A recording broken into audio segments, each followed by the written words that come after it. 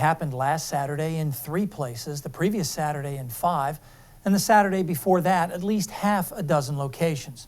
I'm talking about Division I college football games being delayed by lightning, which happens a lot more than you may think, mainly in the first 3 weeks when the season overlaps with the end of summer.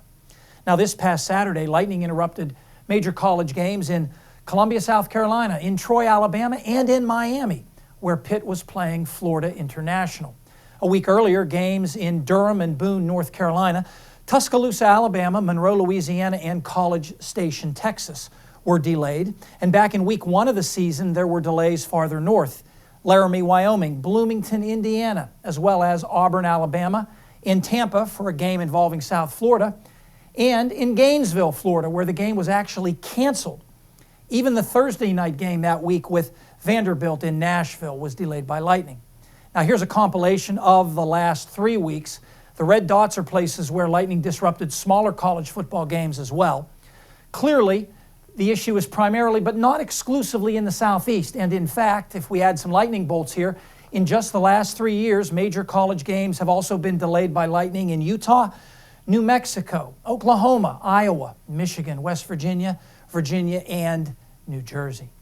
Now here's an annual lightning climatology for the U.S. The highest values are in red and orange, at least 20 strikes per square mile per year, Florida and along the Gulf Coast. Yellow and brown mean at least 10 strikes per year per square mile on average. Now let me overlay numbers indicating the locations of the 20 largest stadiums that regularly host college football games, all seating 80,000 or more. And there's lots of overlap between these large outdoor venues and the highest lightning densities. Though this is the annual average, and lightning risk decreases substantially once you get past mid-September. Now, the NCAA adopted lightning safety guidelines in 1997 and updated them last year. They're not mandatory, but in the last few years, universities have treated them as such. By the time lightning is within 6 miles of an outdoor venue, play is suspended, and all spectators should already be in a safe location. And that proximity to lightning automatically triggers at least a 30-minute delay. And play should not resume until 30 minutes after the last lightning strike is at least 6 miles away.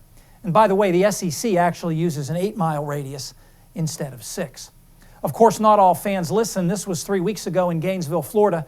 Thousands still in the stands as lightning struck just outside the stadium.